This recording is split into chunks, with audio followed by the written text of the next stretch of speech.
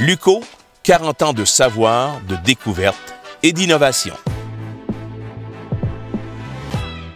Au fil du temps et des différentes appellations, services universitaires ou centres des études universitaires qui lui étaient attribués, l'Université du Québec à Hull est devenue une réalité le 10 mars 1981. Les attentes sont grandes pour cette jeune université qui compte maintenant un peu plus de 3000 étudiantes et étudiants. 1981 à 1991 représente une deuxième décennie qui sera également marquée par une évolution extrêmement rapide.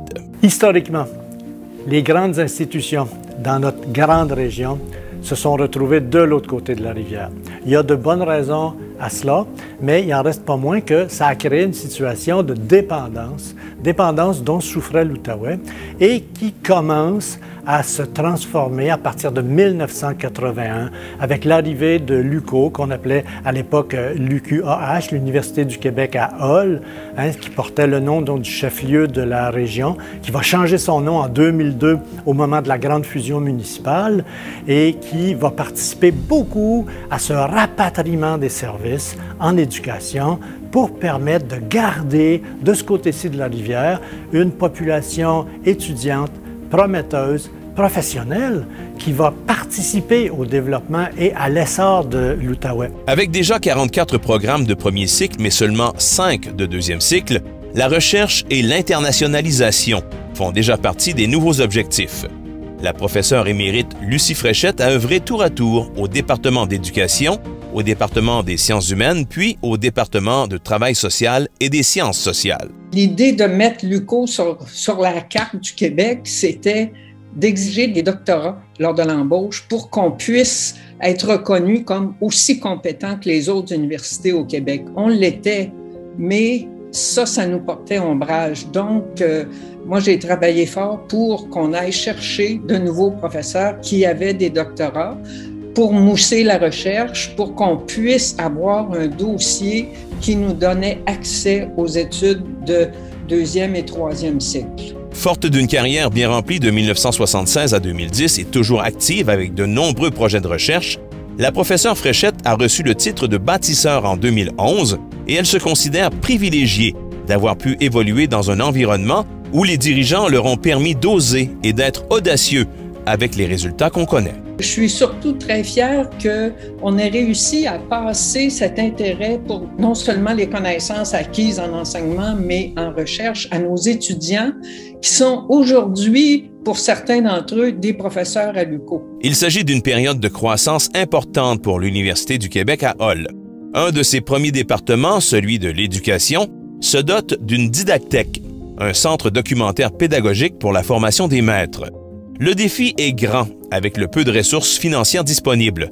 Le professeur Toussaint Fortin, responsable du projet, se rend donc au Salon du Livre de Montréal. Je leur ai montré un catalogue que nous avions élaboré ici, dans lequel figuraient tous les livres que nous avions à la didactèque, lesquels livres étaient finalement diffusés par le biais du catalogue auprès des enseignants des différentes commissions scolaires.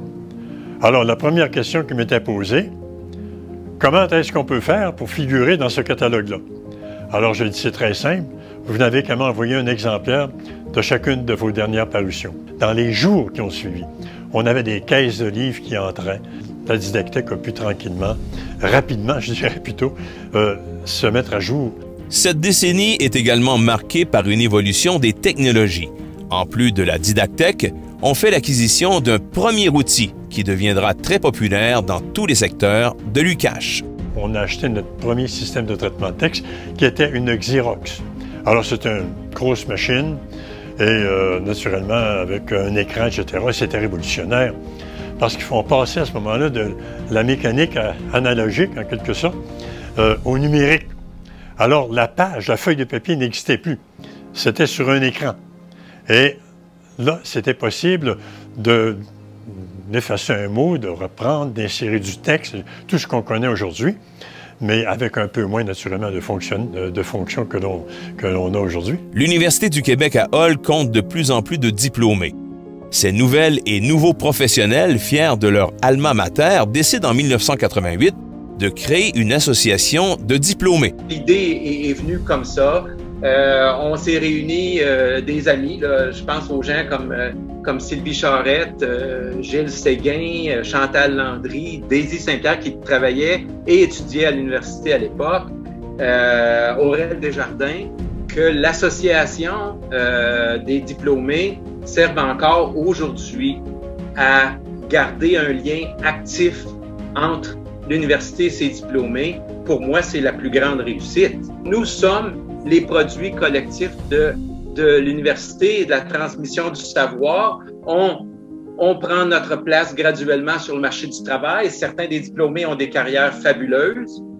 C'est une grande fierté d'être capable de reconnecter l'université avec ces diplômés-là et de faire en sorte que, mon Dieu, on est capable de redonner aussi. Un service de soutien à l'enseignement et aux études est de plus en plus populaire à l'UQAM. L'audiovisuel permet les vidéoconférences et les premiers pas de l'enseignement à distance. Un jeune diplômé du Cégep qui souhaitait poursuivre des études en audiovisuel se présente donc à l'UQAM, mais il se retrouve plutôt en stage. Ça faisait 1 ou 2 semaines que j'étais en stage. Pouf! Ça te tente-tu d'être caméraman pour un cours qu'on donne à distance avec Trois-Rivières? Ah, parfait! Et de fil en aiguille, 36 ans plus tard, j'ai pris ma retraite de l'université. Puis je dois dire que ça a été 36 super belles années. Je regrette absolument rien. J'ai pas eu mon bac. Au cours de ces années à l'UQO, Richard Primeau a donc été témoin de nombreux progrès technologiques. Puis il y en a eu un puis un autre, parce qu'il faut dire, quand moi je suis rentré ici, je travaillais avec la vidéo bobine noir et blanc.